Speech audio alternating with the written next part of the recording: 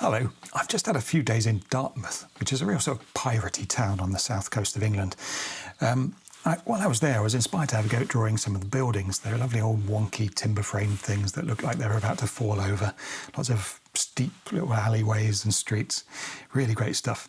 But it's a sort of an unfamiliar subject for me. I'm used to drawing cars, but this is a new subject. And as I drew the houses, I sort of learnt quite a lot of important stuff. So I thought I'd try and combine the 5 most important things I learnt into this short film, and they might help you. So number 1 was the importance of building everything onto a very simple underlying shape. So if it's a building you're drawing, the underlying construction is most likely going to be some kind of cube or something, isn't it? And it might have a kind of pyramid or a sloping roof thing on top. But this simple underlying shape is what you want to read nice and clearly. And then on top of that, you'd layer all your little details, the timber frames and the doors and windows and textures and things like that. But really, this is what needs to read clearly for you to have a 3-dimensional feeling object at the end. So that's probably the most important thing to get down first. If you just concentrate on the surfaces without thinking of that underlying shape, you might end up with a drawing that starts sprawling and ends up with strange proportions or with vanishing points and things that don't line up and don't make sense, that kind of thing. So it's definitely a good idea to, just like when I'm drawing a car and I do the basic axles and the chassis that it's sitting on top, this is the axles and chassis of a building, I suppose. So that's a really important one. Number 2 is a classic one for drawing anything from life, really, is to do some measuring. And you might do that with your pen, sliding your thumb up and down, that kind of thing. There's different ways you can do it, but it's definitely a good idea, especially if you're drawing a building that's sort of going away from you. If you're sort of drawing a street that's going off, there's very dramatic foreshortening. And if you try and guess where midpoints of things are or how big something should be, you're most likely to get it wrong. I definitely did. Let's have a look at this example here. So these buildings, when I guessed where the midpoint was between this front corner here and this far building here, I thought it was probably about here somewhere. You're in the middle of building number 2, and there's still another, what's that, 3 buildings behind it and 1 building in front. That kind of feels about right for midpoint. But when I measured it, the midpoint is actually this gutter here.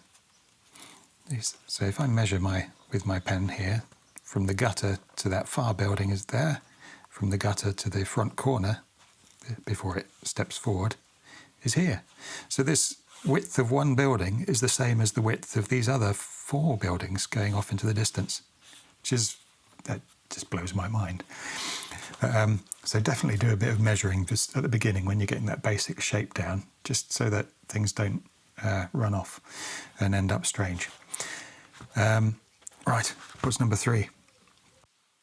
Number 3 is that I discovered that you could push perspective a little bit. Rather than just perfectly copying what's in front of you, it was all right just to exaggerate how much a building tapered as it went up from you. If it was a tall building, or exaggerate the lean of something, all that kind of thing, just for a caricature effect, really.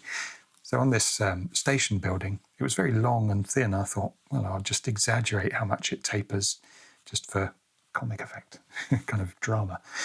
In this top one, the perspective's actually kind of reversed. It gets wider at the top instead of narrower, like it should do. And I did that to exaggerate how much these buildings are overhanging, that kind of feel that all the buildings there seem to be stepped and hanging over your head. Here I did one where I tapered it off the other way, just to give a feeling of all these very tall, thin buildings jammed together. Where if this was a photo, you'd probably sort of correct it to make them all vertical again, because that works better in photography. But this is art. You can do what you like. Number 4 is a really important one that I've learned, especially from drawing cars, is what to leave out and what to leave in, I suppose. When you're drawing anything, there are some bits that definitely have to be there. the drawing won't work properly without it. So in buildings, you definitely want that underlying solid shape. But there are some bits, like some of the little surface details, which some would be nice to have because they're the things that make that building feel like it is that building and not another building. But then there are some bits that you could probably leave out and nobody would mind, and it would just stop things getting too cluttered. So here's an earlier sketch I did, which I got a bit too carried away with all the textures, the fun bits, the little details, and it started to lose the impact of the initial nice, funny shape of it, which I quite like, this tall, rocket-shaped building. But I think the textures don't help it. Same on this this one here, where it was a timber frame building, and I thought, well, you've got those black timbers on a white background. I probably ought to colour those in. And then by doing that, they became so eye-catching and dominant that it, again, lost the basic shape of the building.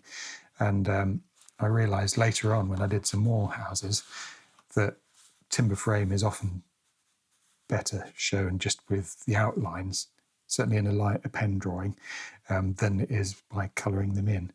In the end, the only things that I coloured in and shaded in darkly were the windows, because those usually are quite dark, not always, and the cast shadows on the overhangs and roofs and things, because again, that reinforces the three-dimensional underlying shape.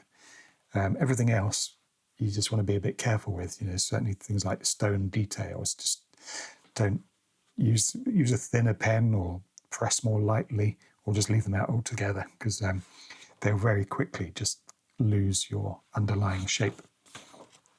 Number 5 is a useful one. It's a sort of slightly strange thing, because it's not really a drawing technique, but it's to have a think about how the object you're looking at was put together and what happened to it since it was put together. How was it originally made?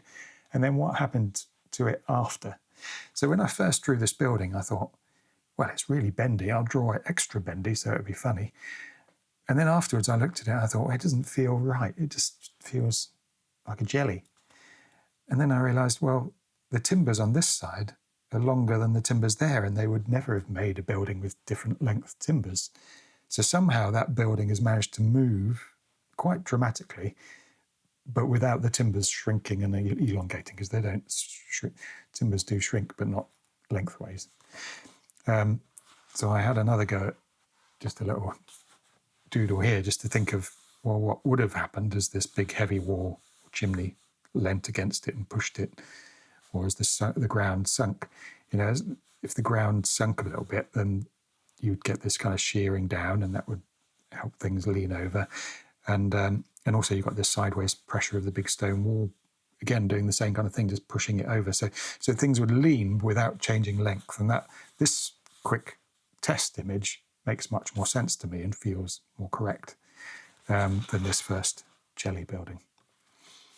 And that's they're my 5 top tips, really. There is one bonus one, but it's not helpful. It's I hate drawing windows. They're really difficult to fit in. They're really difficult to get regular. And they're often tiny little slithers by the time they're going off in a foreshortened image. So I still haven't learnt a way of enjoying drawing those, but I can't help you with that one.